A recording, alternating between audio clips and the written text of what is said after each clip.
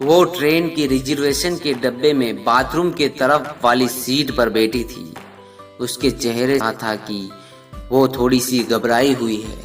उसके दिल में कहीं टीसी ने आकर पकड़ लिया इस तरह की टेंशन, और कुछ देर तक तो पीछे पलट पलट कर टीसी के आने का इंतजार करती रही। शायद सोच रही थी कि थोड़े बहुत पैसे देकर कुछ निपटारा कर लूंगी।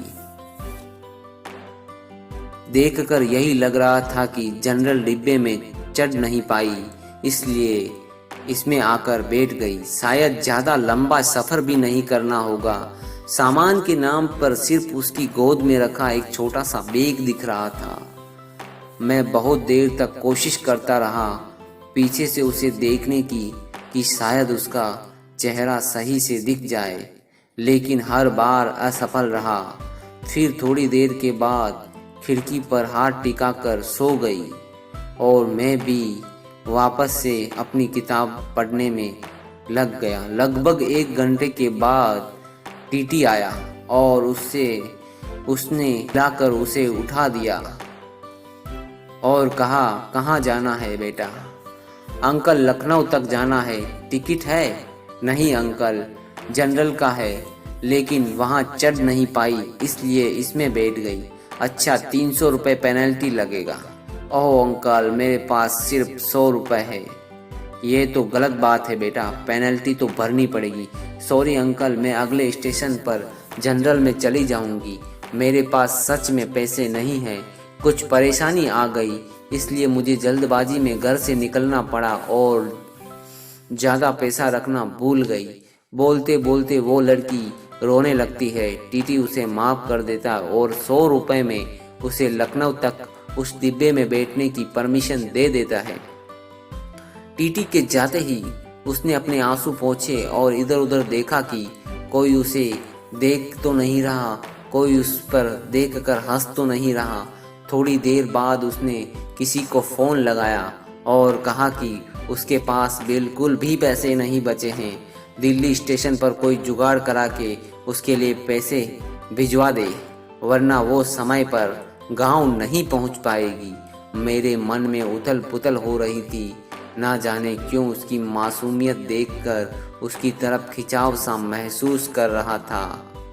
दिल कर रहा था कि उसे पैसे दे दूं और कहूं कि तुम परेशान मत हो और रो मत, लेकिन एक अजनबी के लिए इस तरह की बात सोचना थोड़ा अजीब था।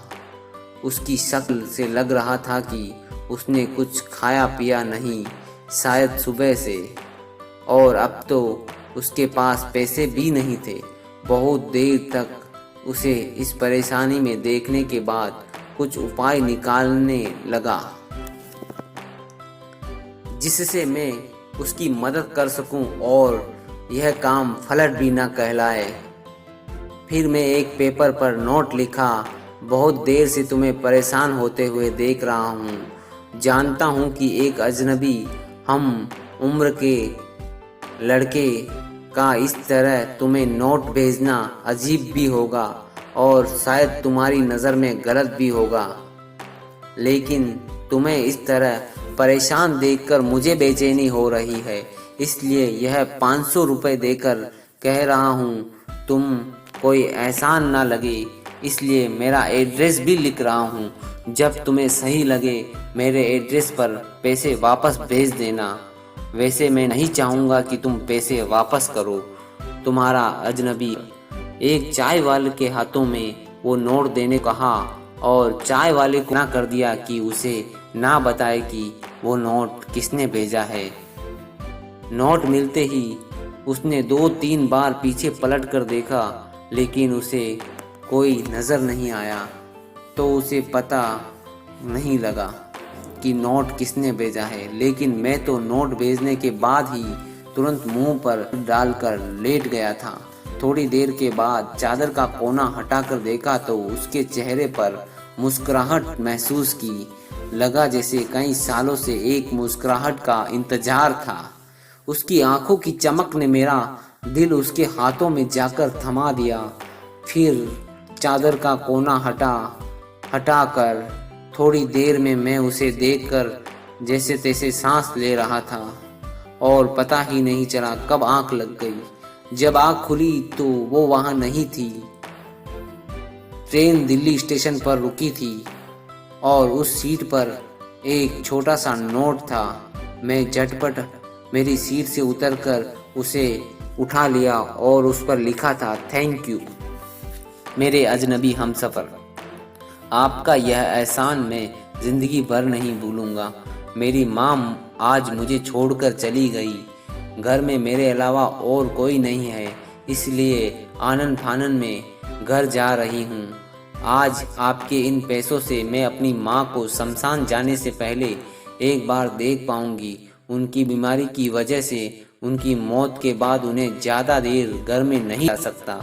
आज से मैं आपकी कर्जदार हूँ। जल्द ही आपके पैसे लौटा दूंगी। उस दिन से वो आंखें और वो मुस्कुराहट जैसे मेरे जीने की वजह थे।